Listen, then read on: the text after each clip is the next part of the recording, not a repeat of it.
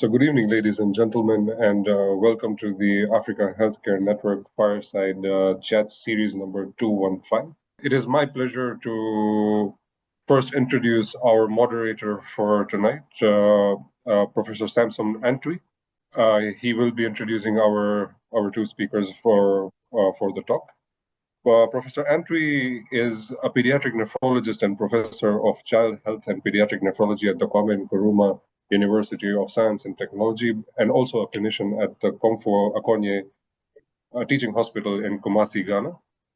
He has established several specialized pediatric clinics for pediatric kidney diseases, HIV care, and child malnutrition, but he is also the co-chair of the International Society of Pediatric Peritoneal Dialysis, my apologies, of the Africa chapter, and he's played a key role in advancing dialysis training and access across Africa. He is also a key contributor to the 2020 ISPD guidelines on pediatric peritoneal dialysis. He has also pioneered the use of peritoneal dialysis for pediatric acute kidney injury and improving the survival in resource-limited settings. It is a pleasure to have all of you on the panel tonight. Professor Antwi, over to you.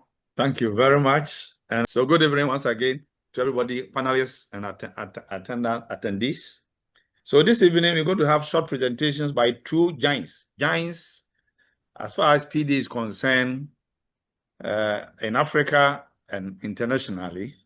I'll just introduce the two of them, and then I'll give them the opportunity to just speak one after the other. So the first giant, as I call them to speak, is Abdou Niang from Senegal. Abdou is a very great personality as far as peritoneal dialysis is concerned. Currently is the president of AFRAN. And like it was said earlier, I co-chaired the ISPD African chapter with him. We've done a lot of job on peritoneal dialysis together. He's had a number of peritoneal dialysis workshops in Senegal, and I happen to have attended a number of them also. And also, we've also even done jointly some PD papers together. This evening, he'll be speaking to us first. But I'll finish introducing Brett before I allow Abdul to come. And so, with the vast experience that Abdul has, he's going to speak to us about PD insights, PD, peritoneal dialysis insights from Senegal. So share the Senegal experience with us. And I think it will be very useful for a lot of people to learn from that and see what they can be emulate. After Abdul finishes, then you're going to have another giant, if you like, probably can say a super giant. In the person of Cullis from South Africa. Britt is the current president of ISPD, so super giant, as I'm saying. And as far as PD is concerned, even though practicing in South Africa, he has made so much impact.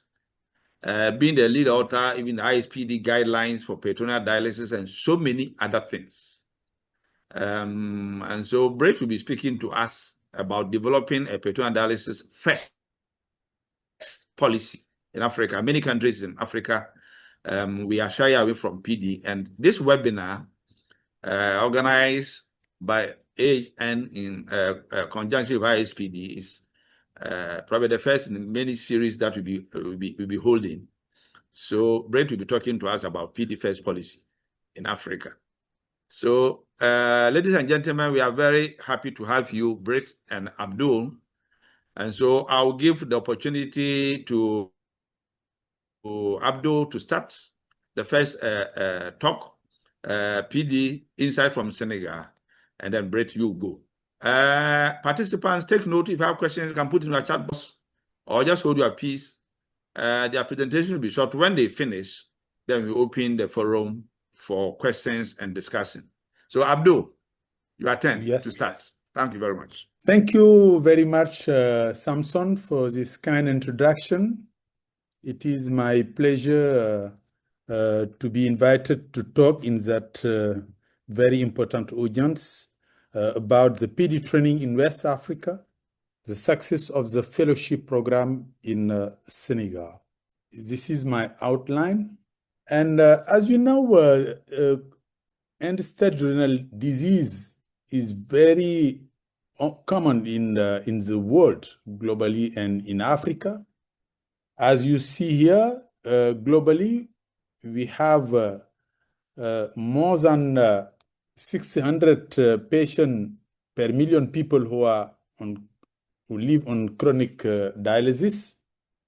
And in Africa, with the lack of data, this number is approximately estimated to 100 per million people who lives on chronic dialysis.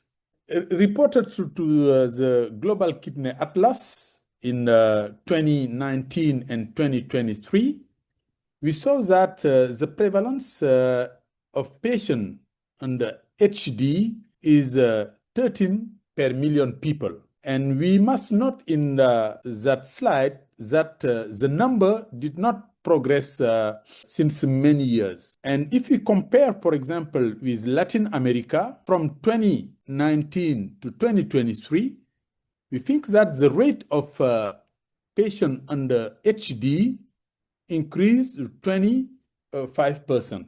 And what we can learn about Global Kidney Health Atlas? In 2010, the number of patients under dialysis was 2,006,600. But what is very important to note is that 70 million of people needed dialysis, but didn't access to dialysis. And unfortunately, in 2030, this number of patients under dialysis will increase to 5 million, but at the same time, we will have more than 10 million people who will need dialysis but didn't access to this treatment. And in that systematic review published by Valerie and team in the Lancet, the study was about 24,000 adults and 800 children over a period of 15 years and concerned the patients suffering from end-stage renal disease and requiring dialysis. We noted that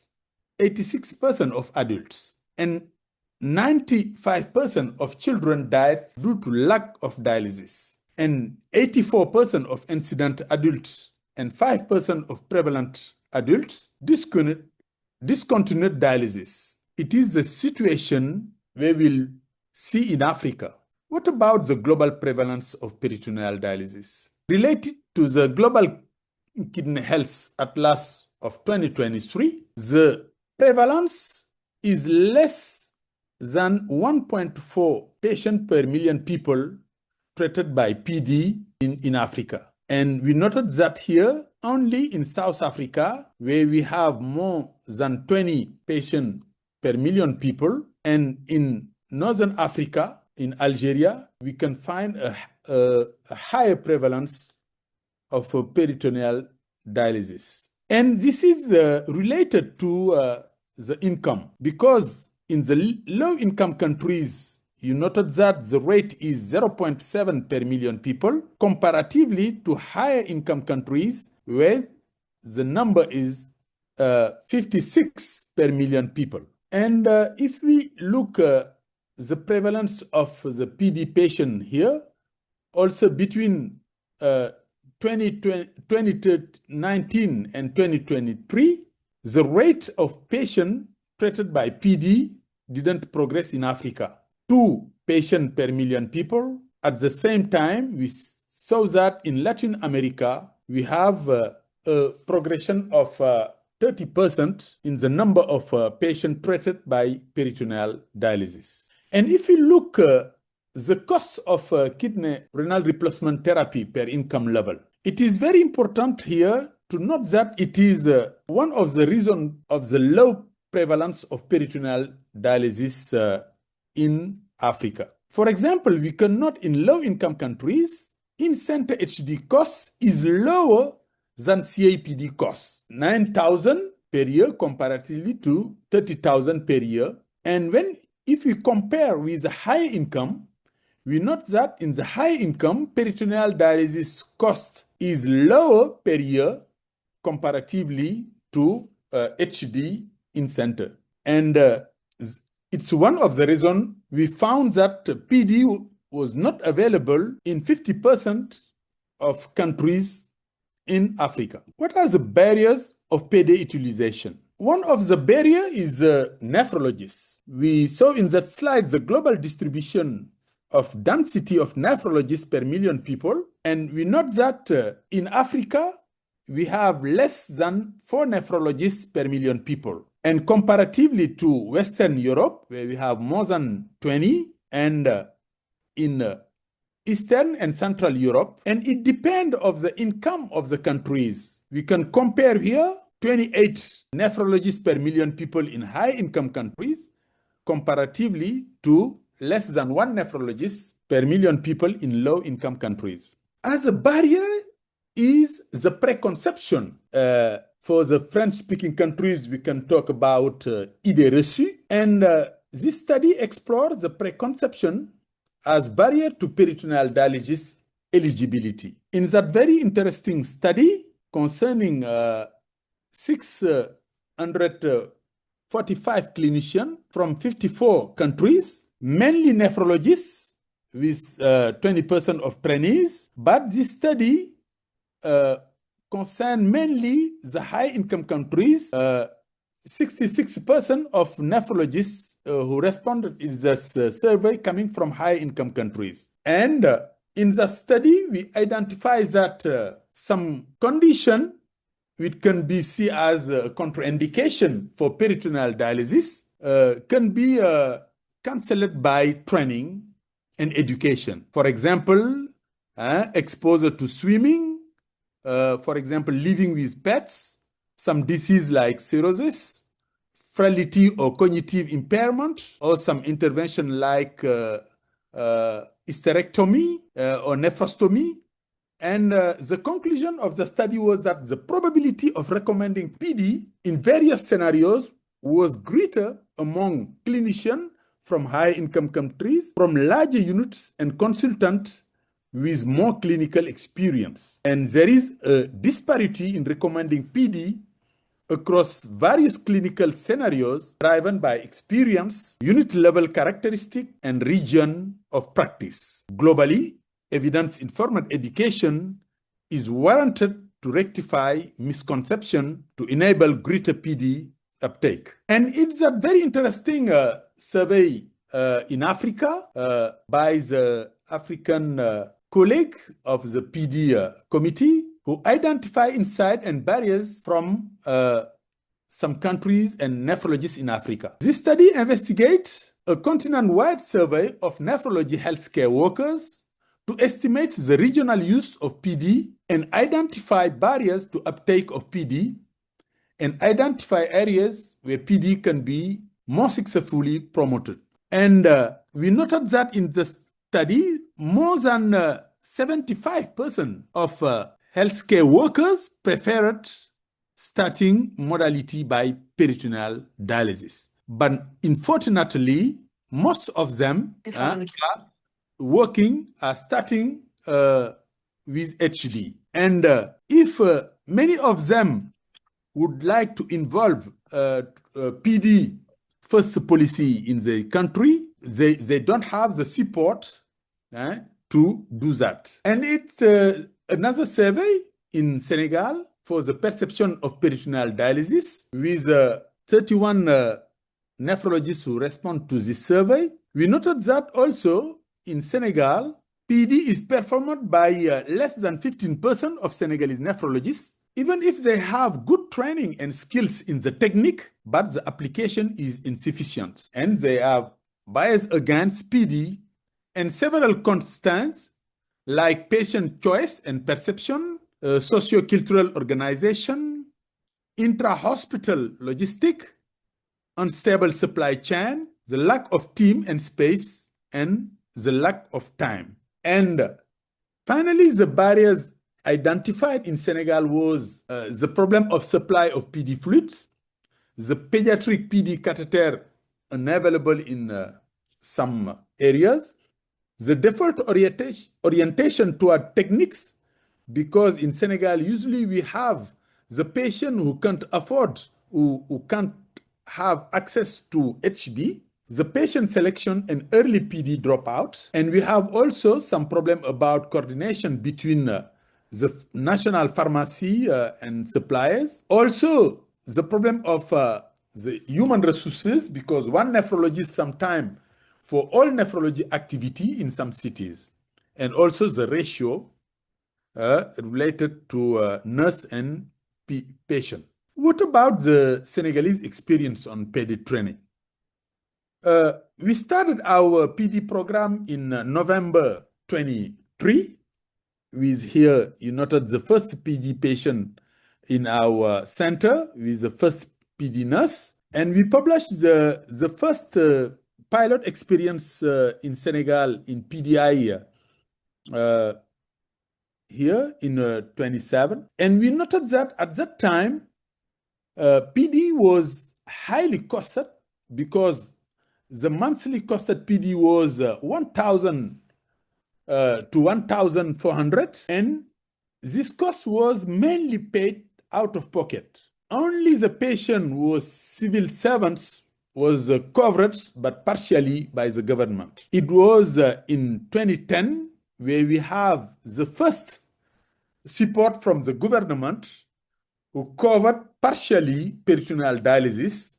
And at the time, peritoneal dialysis was covered by 95% and HD 80%. And since 2012, PD is totally free in the public sector, and new PD units opened after 2020. And we appreciate in a recent study and the publication on Peritoneal Dialysis International and the long-term clinical outcome of PD patients, we noted that our patients are relatively young. The mean age is 47, mainly female, and sometimes the distance traveled to join the PD unit can be very important, more than 7 kilometers. Our patients are treated mainly by CAPD, 90%. And this study shows that the patient survival is 80% for 1 year, 39% for 5 years. And some cause of PD discontinuation in our study is death in 37%, the technique failure in 33%, and the patient decision in 25%. We understand here this higher prevalence is some patients are on PD by default, and sometimes they are registered on the waiting list of HD, and very often when they have a PD slot in the public center, they decide to discontinue PD and to join HD center. We have also some sporadic cases of childhood PD experience, mainly in acute PD, but some of children are treated for chronic PD also. And as you know, since 2020, some nephrologists trained in Dakar decide to have their own experience in the country, sometime at 200 kilometers from the capital, Dakar. And the PD program is growing on the training. As you noted here, we organize many webinars with Baxter, with FNDT and ISPD. And we must advertise on the great support of ISPD for developing the Senegalese PD program. One of our challenge was the PD catheter insertion, because in the first years of our experience, the PD catheter was inserted by a surgeon. But since 2020, after hands-on training in Senegal, we trained some nephrologists to insert the PD catheter. And since this training, we noted that 62 PD catheter was inserted by the nephrologist and 32 pediatric catheter was inserted also by pediatrician nephrologist for acute PD. And as you know, out of the men's PD unit, we have also now the nephrologist who inserts the catheter, the PD catheter. And one of the important challenge in the PD program was we opened in Dakar since 28 a nephrology residency program. And in that residency program, we have a mandatory semester in the PD unit for all trainees. And we noted that it is very important for nephrologists to be in touch with PD. Because when the nephrologist never practices PD, it will be difficult after to initiate a PD program.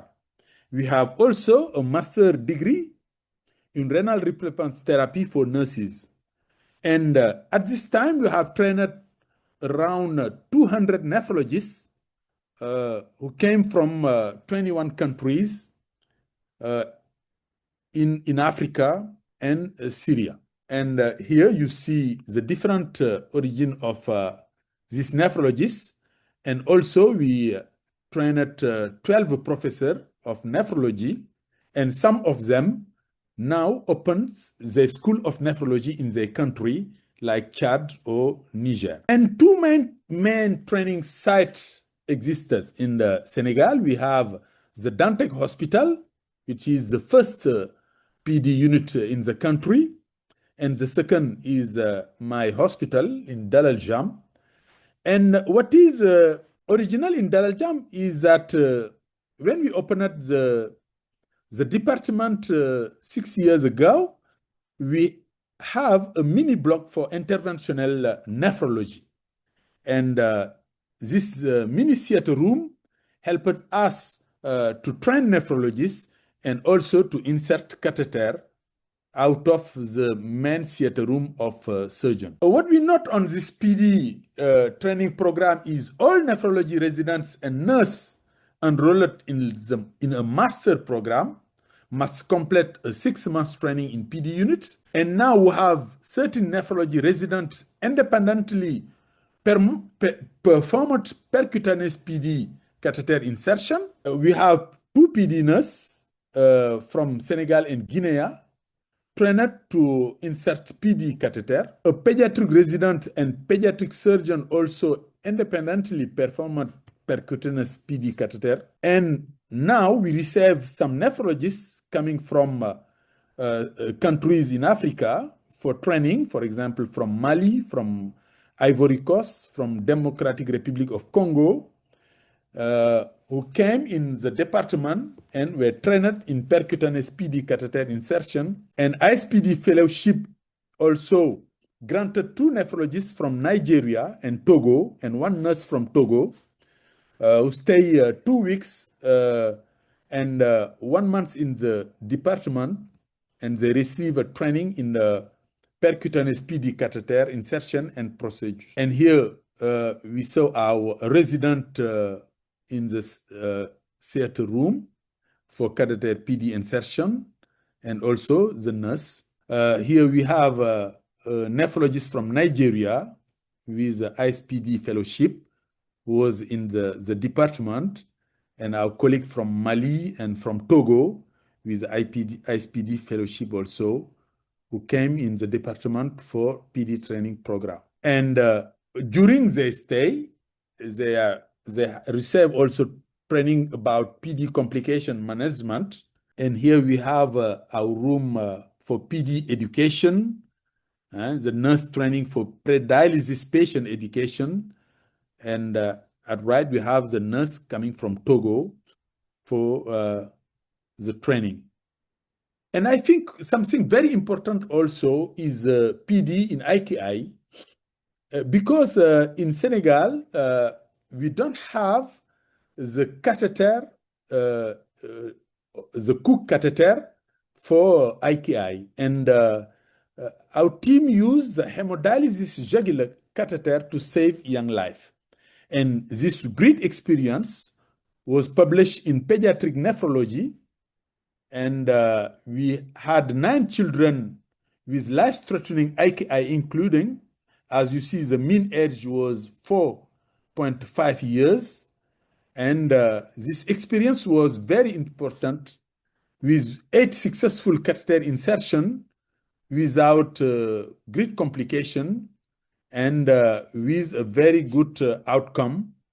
The mortality was due by other cause, underlying septic shock, for example, in some of these children. And I think this PD in IKI using hemodialysis catheter is a great experience. Here, for example, we have a newborn at 7 days of life who received catheter during the transport to the hospital. Here, Professor Keita, who now support many of the colleagues from other countries for catheter insertion, sometime by WhatsApp video call. As you see here, the training where Samson was one of the teachers, and we have the team here during some hands-on course in Dakar. The perspective now for peritoneal dialysis, I think it is a threat.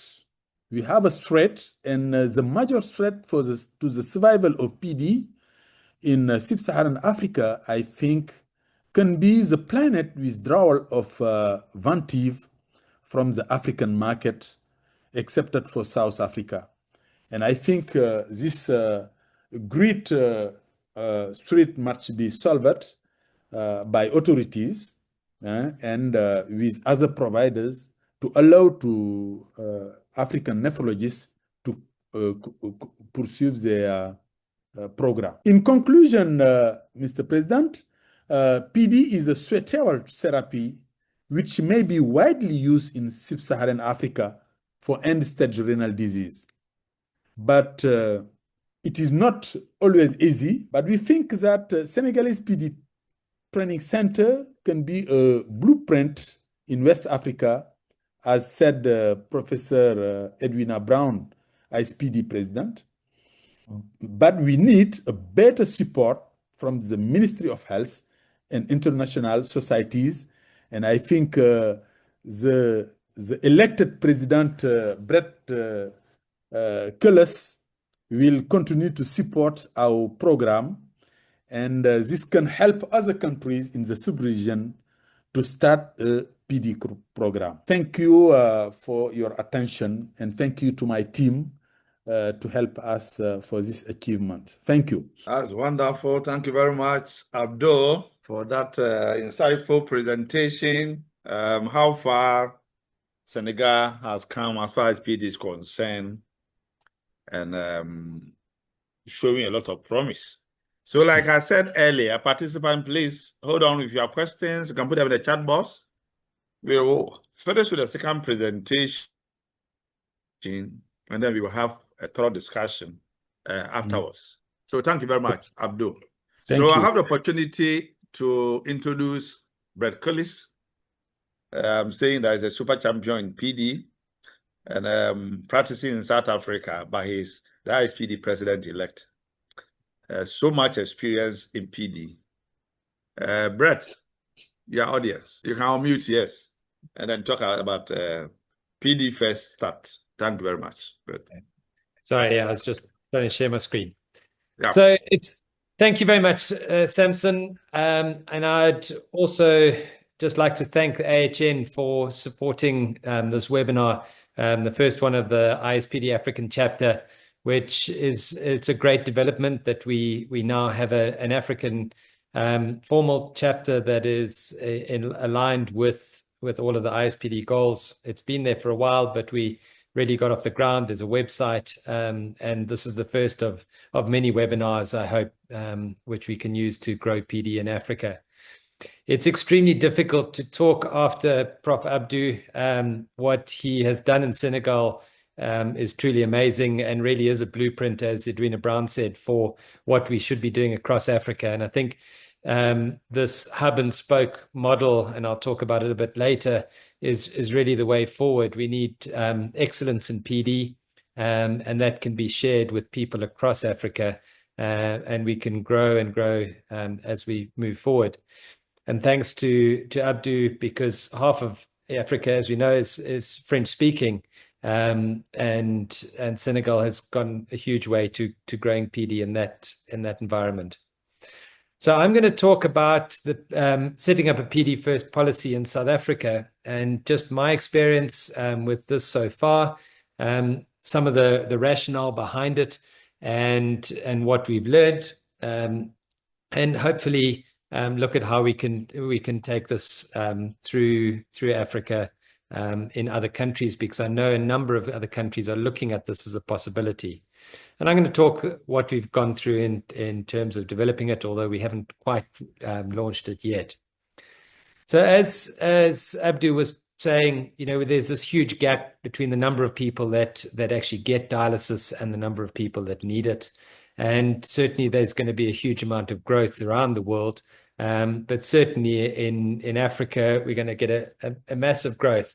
And many countries already aren't able to offer enough dialysis. So how do you develop a service where you actually increase the number of patients going on to dialysis? This is taken from our South African registry, looking at the dialysis modalities of patients. And you can see there's been a huge growth in the number of patients on dialysis in South Africa, but most of that growth has been through a growth in hemodialysis and largely in the private sector. This is just to show you actually what is the reality. So the lighter brown bars on the top is the prevalence of kidney replacement therapy in the public sector compared to the darker brown bars, which are the private sector. And so although South Africa has a prevalence in the 180,000, so 180 per million, actually in the public sector, that number is really low, and it's close to around about 50 per million. So we've got to do something to grow our access to kidney replacement therapy. So the first question is PD good enough? Are we just offering a sub-rate service to patients, but that way we can offer more dialysis, or should we be using PD? Now, patients certainly think that PD is good enough. And if you give them adequate education on dialysis modalities, 50% of patients will choose PD or a home therapy to do their dialysis. So patients would like to do it, although many of them are not given the opportunity or the education around it. But what about things like survival, preservation of residual kidney function, infectious complications? And this is a Cochrane review that was done by the group over in Australia, New Zealand, and Singapore. And they looked at patients starting on dialysis and studies and did a meta-analysis through the Cochrane collaboration. And you can see that for residual kidney function, there's possibly some benefit to starting patients on PD, although it's very low quality evidence. When you look at death from all cause, starting on PD gives you a survival advantage over hemodialysis. This is just in starting. If you look at infection related, there's a trend towards improved thing. But when you look at infections, the number of patients experience bacteremia and bloodstream infections, that number is significantly lower. And we need to remember that a lot of the studies that have done comparing PD and hemodialysis are done in high-income countries where they've got up to 90% of patients dialyzing through permanent vascular access, whereas we have to be realistic. In Africa, majority of patients dialyze through catheters, whether that be a temporary or a tunneled catheter. So infection is quite a major impact. This is the only sort of really good study from lower resource, or something which we can sort of align with South Africa. Colombia has a very similar health service and spending on GDP. And they looked at their PD patients compared to hemodialysis. There was a higher incidence of diabetes in the patients on PD, and yet survival was better in the patients on PD compared to hemodialysis. Certainly over the first year. So is PD good enough? Yes, we are offering our patients a good dialysis service if we go about it in the right manner. And that's really important. We need to develop quality PD programs, because if we develop a sub-rate service that just increases the number of patients on dialysis, PD is going to get a bad name because patients are going to get infections, they're going to fall off PD, and everybody's going to say, you see, we told you so, that we should just be setting up hemodialysis units. So what are the benefits of PD in Africa? So it does preserve some residual renal function. This is important because what we can do is we can allow patients to go onto incremental dialysis. So that is going to be a cost saving in itself. I'm not suggesting that we do suboptimal dialysis with less exchanges, but certainly when patients have good residual kidney function, doing 1 or 2 bags a day is really certainly a good option. And there's numerous studies showing that this is a safe way of treating patients starting on dialysis. Also, the majority of patients living in poorer communities live in a rural area, and they don't have access to hemodialysis facilities. They have to move into major centers, either living there or traveling vast distances to get to their dialysis. PD also allows patients to carry on with their daily life. They can carry on working, they can carry on schooling if they're children, and this has a big impact on their economic outcomes as well. And although Abdou's shown you the differences from the Kidney Health Atlas, I'm going to show you some suggestion that PD is actually a more cost-effective solution. Although certainly in low-income countries, we've got to deal with this issue of the high cost of PD fluids. So as I say, rural patients are a common problem throughout Africa, and this is no different in South Africa. You can see on this map on the left, which is looking at our population in terms of density. They're largely focused around some major centers, but there's some areas where patients take 2 or 3 days before they can get to their nearest dialysis center, whether that be hemodialysis or PD. And what's happened is that there's some areas like Limpopo and Mpumalanga where patients don't get onto dialysis because they live in these rural areas or they don't have nephrologists. And certainly PD can go a long way to improving this, because PD can be offered out in these rural areas. There are a number of cost benefits to PD. It can be nurse-led, so you don't need nephrologists looking after these patients. And in fact, I would argue it should be nurse-led, not nephrologist-led, although it should be nephrologist supervised. There's a lower nursing requirement. You need 1 to 25 patients for PD nurses, compared to 1 to 4 or 8 patients for hemodialysis nurses. Patients have to be transported. That's a cost to either the government or to the patient. And certainly in Thailand, there's a study showing that the highest determinant of catastrophic health expenditure in patients who are on hemodialysis, it all goes down to transport costs. There are fewer admissions for patients if they're dialyzed adequately, and I'll talk about that later. There's a lower EPO requirement or ESA requirement, and certainly if about 25% of the cost of dialysis is coming from ESAs, then that's a big saving for the unit. And as I say, majority of patients are dialyzing with catheters, and so every time you change over a dialysis catheter because it's blocked or it's infected, it's going to cost significantly more, whereas hopefully PD catheters can stay in for a long time. Patients benefit financially as well. They are able to carry on working, and also there's a benefit from cost of travel. As I say, we just know that patients on PD need much less in the way of ESAs in terms of keeping their HB up, which is a cost saving. This is a study out of Pretoria in South Africa, and they looked at the costs, productivity costs for patients that are on dialysis, whether that's hemodialysis or peritoneal dialysis. And you can see that if they're on PD, they lose on average $3,365 per year if they're on PD, whereas they lose $8,000 if they're on hemodialysis. So close to a third the productivity loss if you're on PD. This is a study done by Evelyn Chesler looking at, again, South Africa and the health impact if we moved from our current situation, which is 88% of patients on hemodialysis with 12% on PD. If we moved across to a 50-50 split, it would be a 3 billion rand saving over 5 years.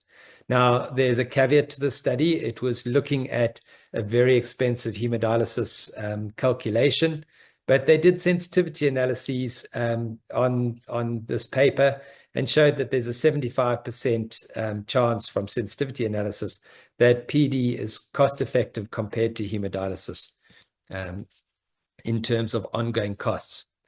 The problem is that we are wanting to increase the number of patients on dialysis. We're trying to get up to somewhere close to Colombia, and that is going to cost us a vast amount in South Africa and certainly everywhere else in Africa. And the investment, the capital investment of just trying to increase those numbers is huge. The cost of dialysis machines, about 1.4 billion rand.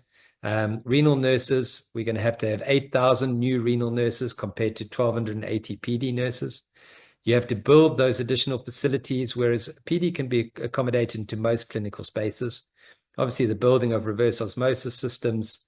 But what is really important, and we need to factor this in when we're setting up a PD first program, is that there is an infrastructure cost in terms of training. And we need to train nurses and doctors how to look after these patients out in the community. So there is a cost to PD, but that infrastructure cost or initial investment is going to be significantly lower. Excuse me. We also need to remember what the alternative is. People, when they think about hemodialysis, they think that the patients are dialyzing 3 times a week, 4 hours at a time. They have permanent vascular access. That's not the reality. It's not the reality in the public sector in South Africa, and it's not the reality, I'm sure, where many of you are working. Patients are often dialyzing once or twice a week, maybe doing 3 hours. They're dialyzing through temporary vascular access. They've got chronic infections. They're often dialyzing against poor water quality because the reverse osmosis systems are not being maintained. There's high out-of-pocket expenses for patients for costs of transport, but also in many places the cost of the dialysis themselves. And the social upheaval and loss of employment for patients is really huge when they have to dialyze in a major center and move from their homes. So really, I do believe that PD is a solution for Africa in terms of managing patients with good outcomes. So the question is, why should we go for a PD first rather than a PD preferred approach? And that's a question we were asked right at the beginning, and it's a question that's asked in many countries around the world. And certainly from a political perspective, a PD preferred approach sits much better with politicians. The problem is that you don't gain any traction with that. The problem is, if Abdou spoke about Vantiv wanting to move out of Africa. The only way that we're going to keep these companies in Africa and allowing us to dialyze at a cheaper rate is if we can offer them a number of patients. And the only way you get that bargaining power is if you're starting out with a PD first policy, you can say we're going to have X number of patients going on to PD. Certainly for a large company, they are then prepared to invest, and they are also prepared to maybe drop their prices. And we'll talk about that from a Thai perspective. It's also worthwhile investing in clinician training. There's no point in training these PD nurse specialists when they're going to look after 1 or 2 patients. You need to know that you're going to have the number of patients that they're going to then be fully working once they've been trained. There's no incentives available for PD preferred in terms of cost. And also there's improved outcomes with increased numbers. So yes, sure, you might get a few more patients on PD if you go PD preferred. But it's very clearly shown that units that have large numbers have much better outcomes from PD. So just looking at other countries that have done PD first policies, this is from the experience in Hong Kong. You can see that they've used PD first for 35 years. They still have 73% of their dialysis patients on PD, and yet have excellent outcomes, and outcomes that are as good as hemodialysis, and certainly some of the best PD outcomes around the world. So it can be done, and can be done for a long period of time. This is just showing you in Thailand, they converted to a PD first policy in 2008. And you can see the number of patients that have gone on to PD has increased significantly. The number of PD units has increased, and it's made a major impact. And they got up to around about a 30% penetration of PD in the country. This was the PD first policy was for those patients that were not insured, very much like what we've got in South Africa. And then in 2022, there was a policy shift. The president decided they wanted to go to a policy where patients could have free choice. And what was interesting was that there was a significant drop-off in the number of patients going on PD, but the mortality went up dramatically, and that mortality went up in hemodialysis, but not in PD.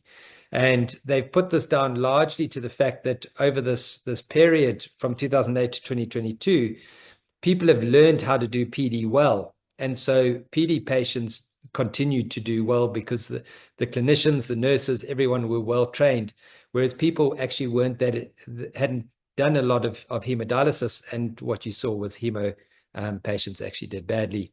They have subsequently turned this around, and Thailand has gone back to a PD first policy from having changed to a free choice policy. But is PD an option in this sort of an environment?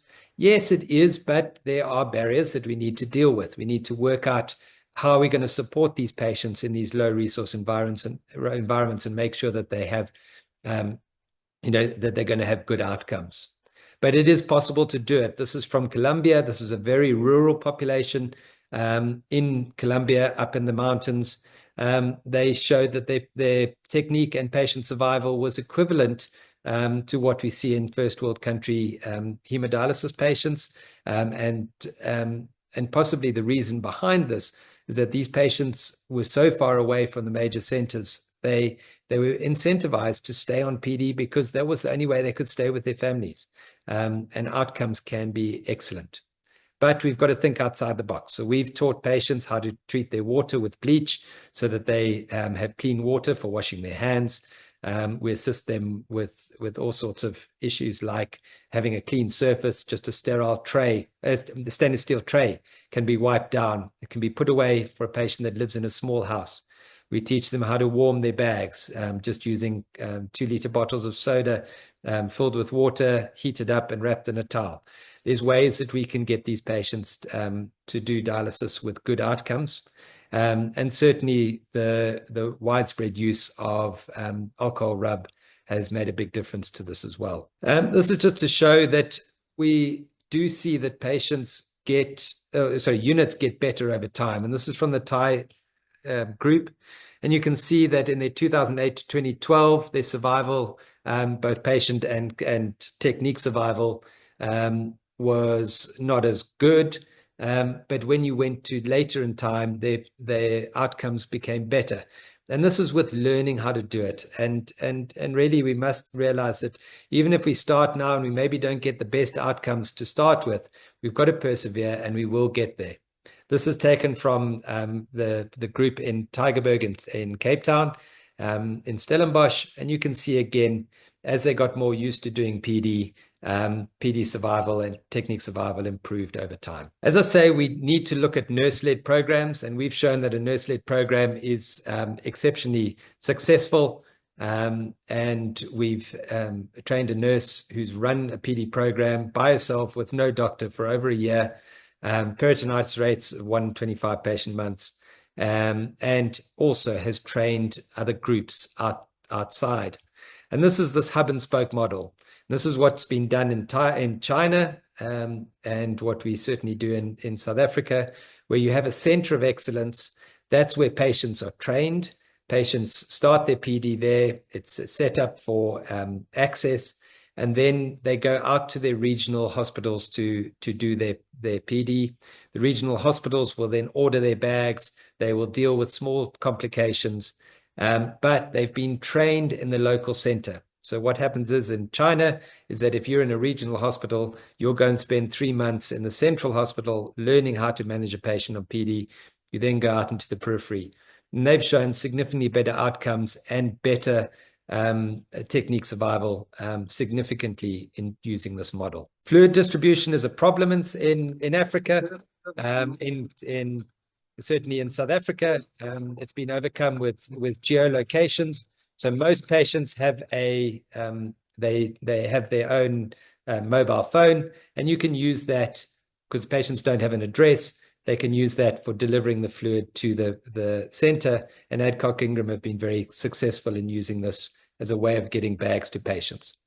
So how do we set up a PD first policy, and what have we learned? First thing is to engage government. You cannot get going without getting government support for your PD first program. And this has been shown around the world. This is just recently in Malaysia. Last year at the APCN meeting, the ISPD executive met with the Minister of Health. Especially important was they had a patient there as well. And the Minister of Health, within a year, they've gone to a PD first policy, realizing the importance of it, and certainly got government buy-in. This has happened in Thailand and Taiwan. Taiwan took 6 months to develop their white paper for PD first policy. So it can be done very quickly, and Thailand as well. And in all of these cases, it was because they got buy-in from the government early on. Government supported it and have run with it. And certainly that's what we've managed to do in South Africa. And I urge all of you that are thinking of this, get someone in your Ministry of Health early, try and get a patient to them if you can as an advocate, and then start working from there. We need to create a working group. So we set up a steering committee who have put together our PD first document. This is a 95-page document. So I'm not going to go through all of it with you tonight. You'll be glad to know. But certainly you need enthusiasts to develop this program. And we've put together something which we believe is designed for South Africa. Obviously, we will share this with all of you once it's finally been passed. So you don't have to reinvent the wheel, but you need something which is locally contextual. But we have now developed our PD first policy. We then need to engage stakeholders, and what we want to do is we want to finish as we start as we want to finish. So we want really good outcomes, and the way to do that is to get nurses to do and manage your PD program. So we need nurses for any dialysis program. But here you can see the difference between a hemodialysis program on the left compared to a PD nurse program on the right in terms of the numbers of nurses you need. But we need these super PD nurses. We need to train our nurses really well so that we get really good outcomes from the beginning. And so that's one of the big things that we've looked at is getting our nursing strategies right, making sure that we are putting in place good training, that we're going to have specialist PD nurses, but also that we have this hub and spoke model so that the PD nurses train from these nurses of excellence. But certainly we hope that this is the way that we're going to be able to increase the number of patients going onto PD.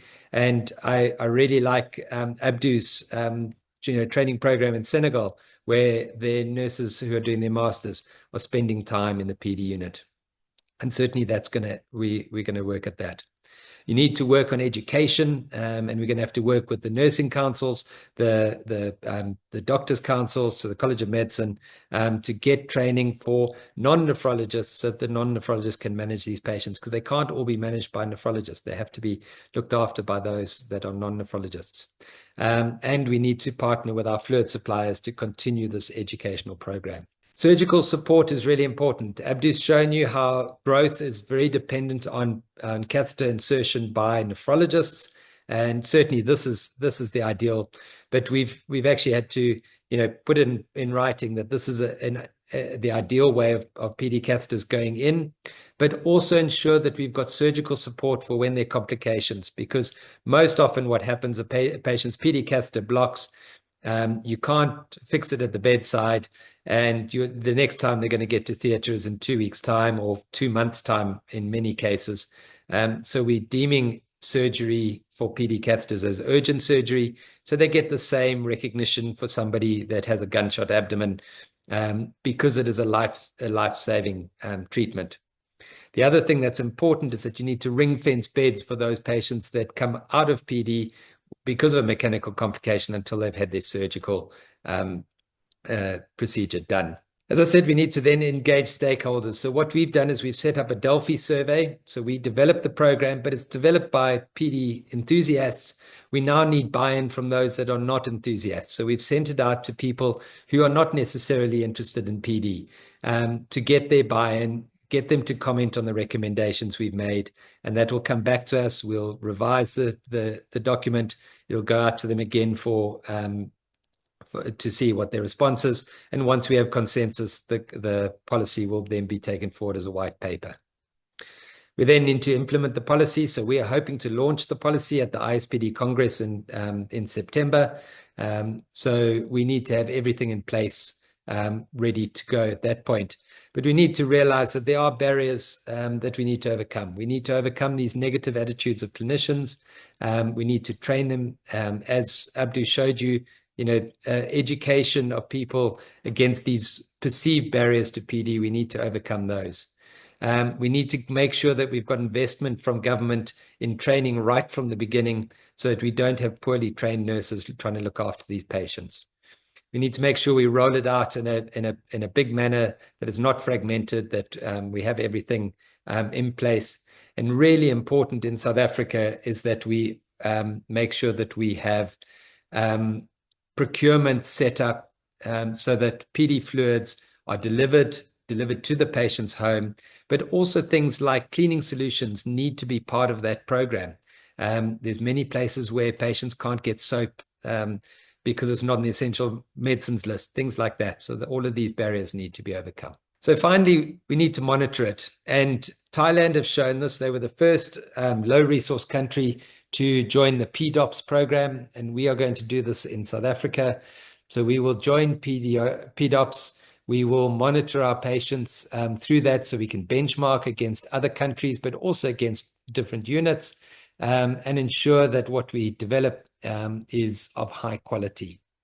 So that's really what we have set out to do in our PD First policy. We need it because we want to increase capacity, but we need to do it with reduced investment. We want to improve access to dialysis in those marginalized patients who are out in the geographically remote areas and those areas that don't have nephrologists. We want to offer appropriate dialysis with reduced hospitalization, because if these patients are dialyzed well, they hopefully will have fewer complications with fluid overload and sepsis from lines. And these patients will have improved quality of life. But we've got to get this government and clinician engagement. We need to focus on quality. We need to invest in our nurses because they are the ones that are going to run it, and need to ensure that central procurement and negotiation of prices of PD fluids, which was achieved in Thailand, Malaysia, and Pakistan, where they've managed to get the large companies to drop their prices because of PD First policies, is the way forward. So finally, we are planning on launching at the ISPD Congress in Cape Town in September. And I urge all of you to come to that. It's a great opportunity. It's the first time the Congress will be held in African soil.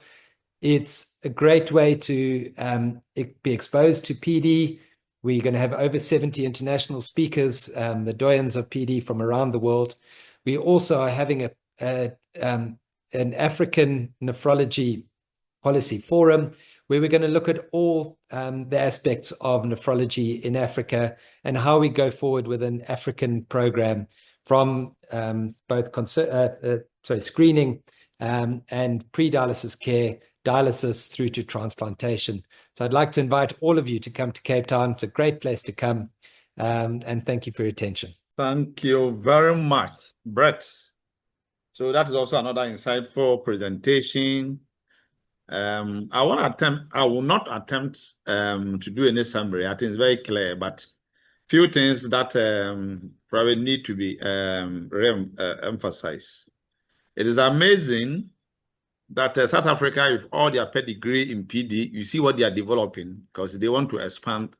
They want to woo a lot of people who have got negative perceptions of PD on their side and to improve upon the quality. I think the point that Brett made is so significant that if you're going to start PD, we must make sure that we deliver quality PD programs, because a lot of people will tell you, oh, peritonitis. But if you do it quite well, the rate is low, very low, and the cost, I know that's a barrier in Africa. It's because of the PD solutions we don't have. We have to import, and its weight and the rest. But we need to start from somewhere. And if you look at the first presentation by Abdou, Senegal probably started from nothing, and now they are expanding. So it is achievable. And it's ended up with the advertisement for the ISPD Congress in Cape Town, which is the first to be held in Africa. This is the effort we are putting in to grow PD in Africa. There are many, many, many ways that we can all improve to start this PD. At the end of the day, I can tell you, we talk about cost benefits analysis, and that was wonderful. People don't forget. People often forget to talk about lost manpower hours for work when they have to come and do PD and the transportation and the food they will eat. And so we have when they have to come to HD, we have every cause to make sure that we all promote PD so that we can see substantial growth in PD in Africa. Let us all put our hands on this, and that we can learn from best practices in Africa. But I think something good is happening for Africa. We have ISPD president from Africa, and programs are growing. And I thank you very much, Abdou and Brett. These are very wonderful insights. And I think there are questions that we're going to open the floor. So we now open the floor for questions. There are some already in the chat box, but I think probably those, Mignon, I see you there. Welcome, Mignon. Lovely to have you on. And so probably we can help or meet people to ask questions. Probably they raise their hand, they ask questions. But meanwhile, let me just start with what is in the chat box, and then we see who will answer what. This is from Daniel. Is it or two something from Nigeria? One of the challenges of PD program in Nigeria is that of consumables, not support from our government. Patients pay out of pocket. It's expensive. And Ambassador has refused to deal with individuals, but prefer to deal with the government. And the lack of something from our government. How is ISPD and indeed ISN helping in this situation? I don't know who want to take it. Brett, you want to take it? Yeah. So I mean, I think this is again where we've got to get government buy-in from the beginning, and it's going to take a group of nephrologists, possibly some patients as advocates as well, to actually reach the right people in government. I think unless we do that, we're not going to win, because in many places the increase in cost is because of things like the fact that you've got to use a middleman to supply your fluids, for example. The costs increase, and that if that's a government policy, you're not going to overcome that unless you can get the government buy-in from the top. So certainly the way that ISPD and ISN can help with this is through advocacy. So you saw in Malaysia, there was a meeting between Raj Malhotra and Irina Brown, the current and past presidents of ISPD. There was just at the Asia Pacific meeting, they met with the Minister of Health. And it literally within 6 months, they have developed a PD first policy. The minister was so intrigued. It's getting to the right person. We are incredibly lucky in South Africa. We've got the head of our ministerial advisory on transplant is very good at working, or he's enthusiastic about working with nephrologists. So we've been very lucky. But ISPD is always happy to get involved if we're at a meeting, to try and meet with a local person. I think that's a way forward.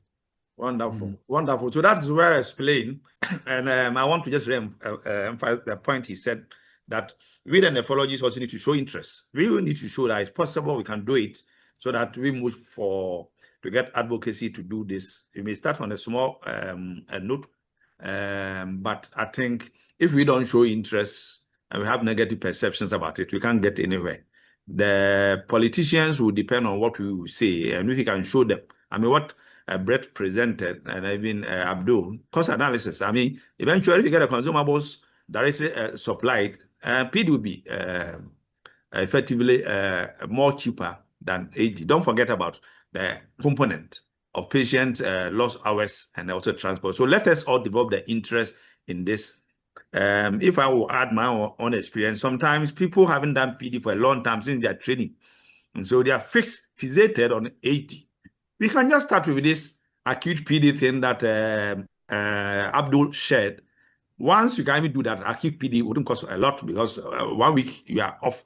And then gradually people will see the interest in developing these things. So the key thing is that we will need to lead the way as nephrologists to make sure that this is doable. Then we can get to that government. I was so happy today, just this morning, I got a call from Accra that our Minister of Health in Ghana is calling us to have engagement with us, how we can develop PD. And I'm so happy. Already we are coming to do a pilot CAPD program with Sanjita from University of Washington.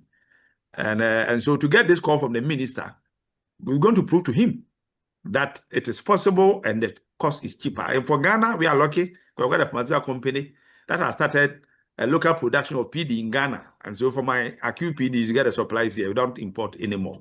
So it is all about interest. We must show the interest that is workable. We may start with acute PD. Just get this. Let people know that this is also another form of renal therapy. And I think we can win them on our side. So thank you very much, Brett. I have seen that Mignon has raised a hand. So much experience. Mignon, you can add on what I want to add on. Then we look at the next question. Yeah, Mignon. Okay, I think he's even gone. Okay, Rasha, you want to also add on? Please, can you add on? Then we look at some of the other questions. Yes, sure. First of all, I would like to say that both the presenters did actually a beautiful work. I mean, the presentations were inspiring, were very informative, and it was really special that it came out of practice. It wasn't a theoretical presentation. It was a storytelling of a success in each of their countries.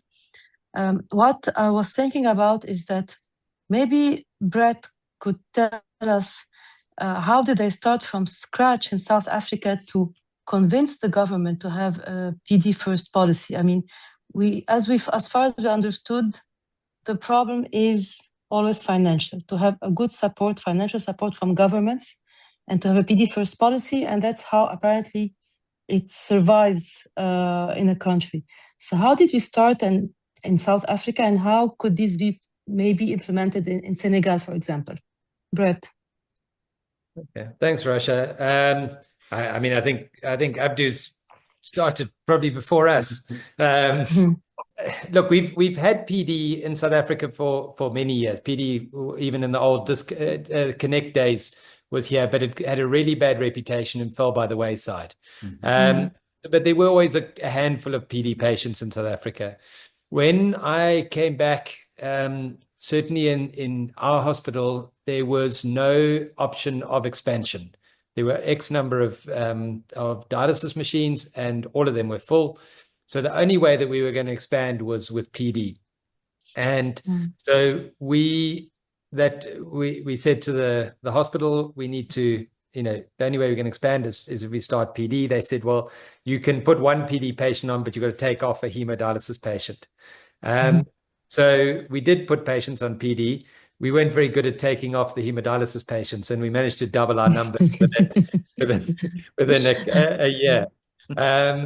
But it's the advantage of PD, and I think this is something to take forward to your government, is that yes, the costs may be equivalent. It may, some people, it may be more expensive to do a bit of PD in your country, but the cost of actually setting up more dialysis spaces is huge, and countries don't have that money. They don't, and the only way they're going to be able to offer more dialysis to their patients is by expanding their PD program, and that's what we've done in South Africa. And certainly it's been the lack of expansion of hemodialysis slots in the state sector that's allowed us to drive PD, and it's what's sparked the interest in government. Okay, I can see that. I mean, I don't know about Senegal, but in Egypt, actually, you don't have a problem at all regarding hemodialysis. It's everywhere and it's well established. So to compete is always challenging. But I guess it's a long-term cost, which is the major card to be played with governments. I think. Thank you, Brett. Abdou. Do you have a comment? No. Yeah. I'm going to comment from you. Yeah, thank you. I think the South African experience is very inspiring for Senegal. The first step is to implement a PD program, but I think another step is to have a PD policy. And with the new government now, we are trying to advocate for a real development of the PD program. The first step was to do PD out of the capital of Senegal. Now we have two PD centers out of the capital with very engaged nephrologists.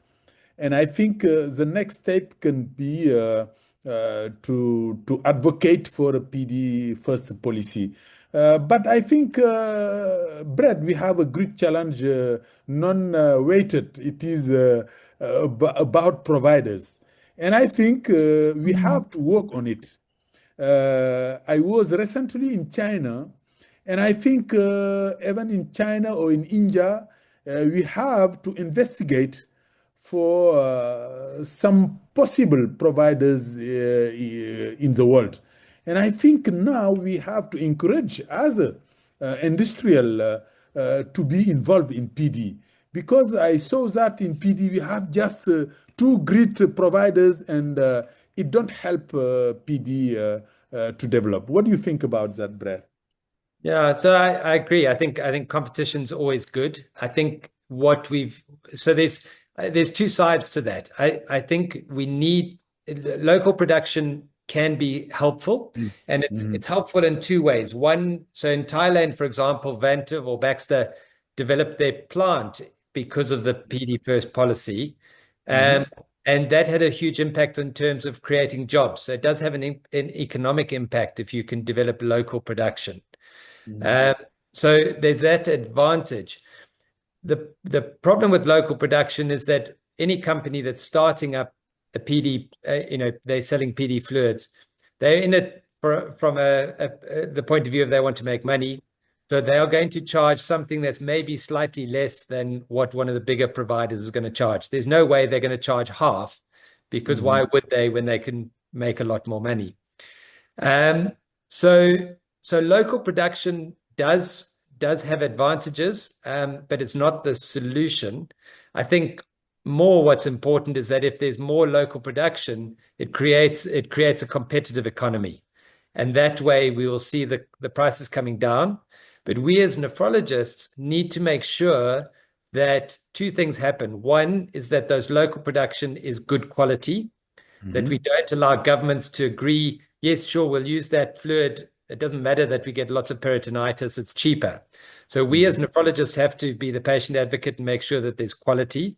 And certainly the larger companies do have good quality in place. So that's the first thing, is make sure that we've got good quality. The other thing is to make sure that if somebody who's producing fluid locally is able to deliver to the patients either their home or their village, because patients can't afford to get fluid to their home from a main center.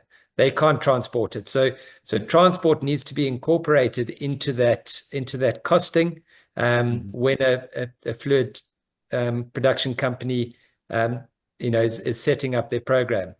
There is a pilot. I'm glad to hear about yours, Samson, in Ghana. There's also a fluid company starting up in Uganda. So it's really good for us in Africa. And yes, we can look at places like China. Just we need to make sure that quality is good and that we get the fluids to the patients. There's no point in setting up a PD program and the patients have to carry their own fluids. They'll never be able to do it. Yeah. Very good point. Yeah, very good point. Good. In the chat, I'm sure this is to Abdou. Great. What is your experience with PD and peritonitis in your setting, especially when we have vacarial homes? Can you take that one? I mean, your experience with infections? I think it's some of the great challenge of a starting PD program. Most of the nephrologists are afraid of peritonitis when they must start. And we know that in the first program in Africa was stopped by the high rate of infection. But when we started our program, we didn't note this high rate of peritonitis.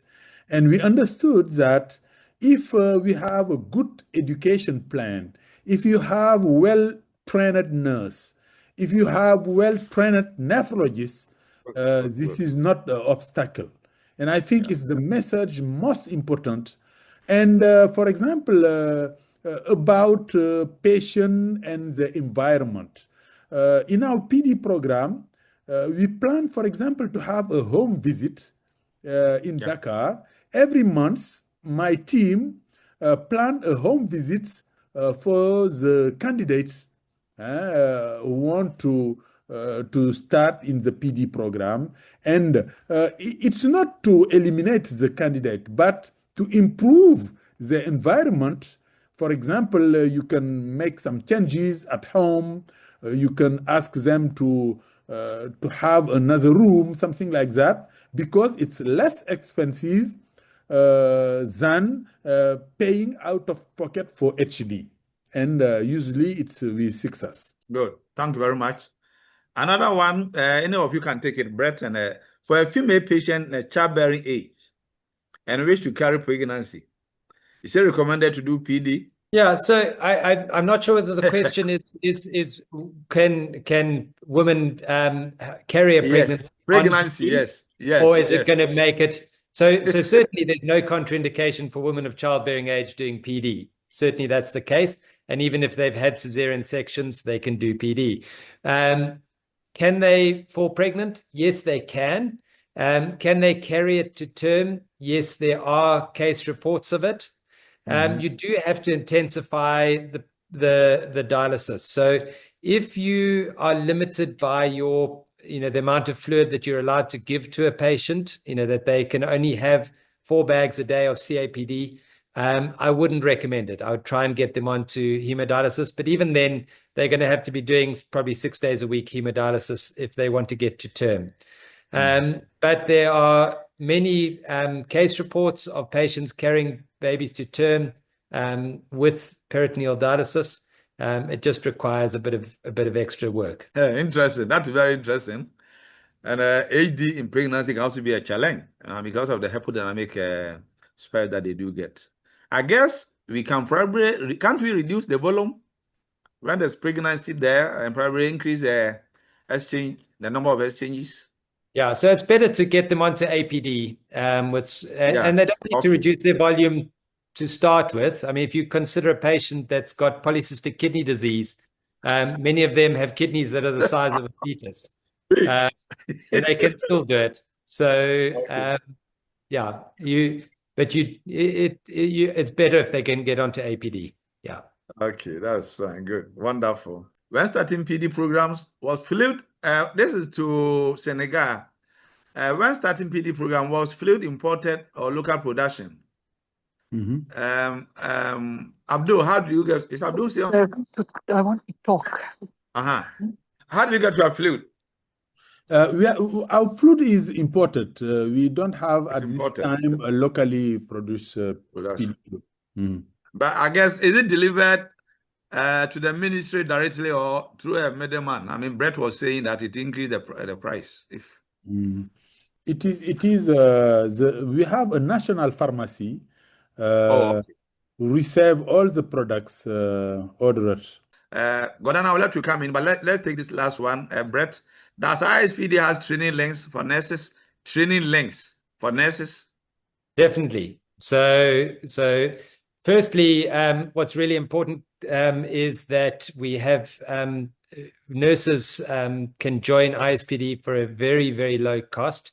So we urge you all to join. And there is educational material on there, but also the ISPD fellowships are open to both doctors and nurses.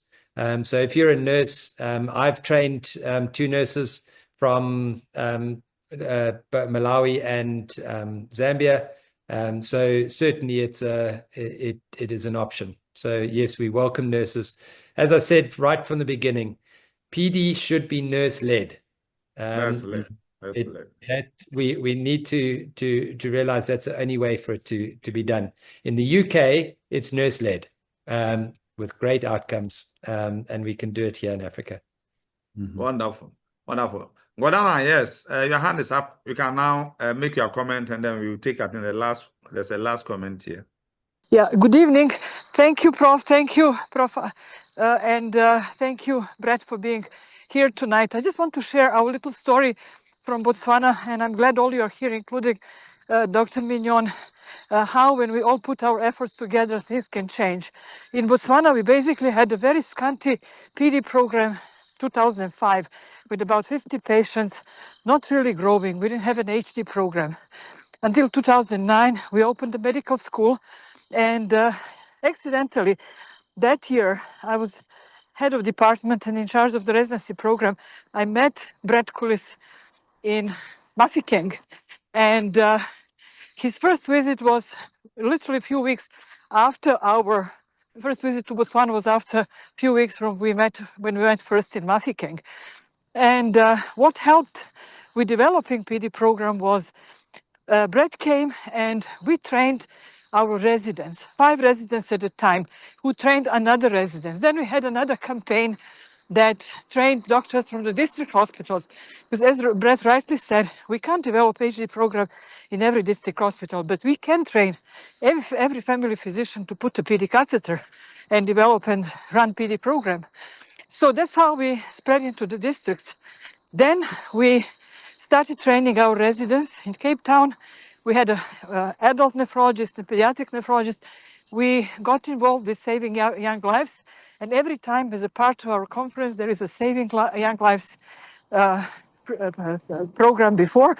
So that's really what changed the map. And that's, I really want to say publicly thank you to you all. And to Professor Niang, what I think we have to highlight, and I've seen it from a personal experience. It's very difficult to get someone who did internal medicine now to go for another 2 years to do nephrology. But Senegal has specificity of the program. They can go to nephrology straight, and that really helps. And I wish we have one. I have one of my residents who happens to be originally from DRC, so for him it was easy to go to French-speaking country. But maybe if we have another program like that, which works very well into English-speaking part, I think it will increase the number of nephrologists and increase the number of nurses. So I think that's really important that we have a training, and obviously all what you said about affordability of PD fluids, local production, and coming joint with the nurses to enhance the program. Thank you all, and all the best. Thank you.